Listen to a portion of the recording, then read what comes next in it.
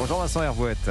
Bonjour Dimitri, bonjour à tous. Vous nous emmenez Vincent au Japon ce matin. La dame de fer de Tokyo, Sanae Takaichi, remporte les élections législatives après une campagne éclair avec une ligne dure sur l'immigration.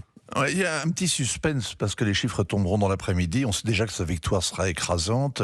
Le Parti libéral-démocrate et son petit allié, le Parti de l'innovation, auront la majorité absolue. Ils devraient même rafler les 2/3 des sièges, tout près des 3/4. L'opposition est laminée. Sanae Takaichi a réussi son pari. C'est un triomphe personnel car elle avait réclamé un plébiscite. Takaichi est-elle apte à être Premier ministre? A-t-elle demandé aux électeurs en leur annonçant la dissolution du Parlement, au peuple souverain de décider? On sait, les Japonais conservateurs, c'est dans leur nature, ils ne se contentent pas de respecter les traditions, ils sont foncièrement légitimistes. Ils ont donc conforté celle qu'ils ont hissée à la tête du pays il y a 100 jours. C'est une vedette ultra populaire, notamment auprès de la jeunesse. Alors, elle a quand même affolé les marchés récemment avec son plan de relance. Un plan à 110 milliards d'euros avec la levée des taxes sur les produits alimentaires pour atténuer la hausse du coût de la vie pour les ménages, car il y a de l'inflation, 2% par an.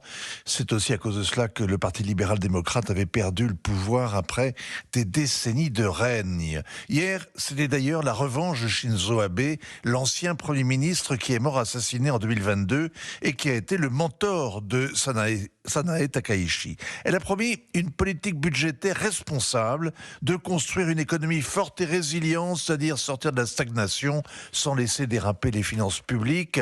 La bourse a salué la promesse et pris 5% ce matin. Mais ses vraies priorités sont ailleurs. Alors, il y en a deux. Oui, la première, Vincent, pardon, je vous ai un peu marché sur les pieds. La première priorité, c'est la lutte contre l'immigration. Elle trouve qu'il y a trop d'étrangers dans l'archipel, d'ouvriers chinois, d'étudiants coréens, de main-d'œuvre philippine et même trop de touristes. Et l'opinion approuve. Les Japonais ont peur d'être envahis. Quand ils viennent en Europe, ils sont effarés. Au Japon, le nombre des réfugiés qui obtiennent le droit d'asile dépasse rarement 50 par an. Il a grimpé à 300 au début de la guerre en Ukraine, mais il n'a cessé depuis 3 ans de diminuer. Ça n'a pas empêché un parti anti-immigration d'apparaître et de gagner des sièges hier. Le Japon vieillit, mais il mise sur les robots, sur l'intelligence artificielle, sur les gains de productivité, pas sur les migrants.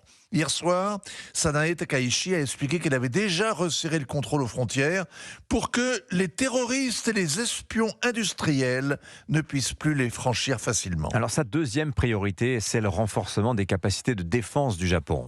En fait, le Japon a les mêmes défis à relever que l'Europe, croissance, immigration et défense. Il va porter à 2% du PIB les dépenses militaires dès cette année, à 3,5% à terme, comme les pays de l'OTAN. Devant la montée des périls extérieurs, la Chine, la Corée du Nord, il faut réarmer. En attendant, il faut retenir les Américains, la protection qu'apporte la 7e flotte et les 60 000 hommes déployés dans l'archipel se payent au prix fort. Madame Takaichi, mise à fond sur Donald Trump, clame que le potentiel de l'alliance avec Washington est sans limite.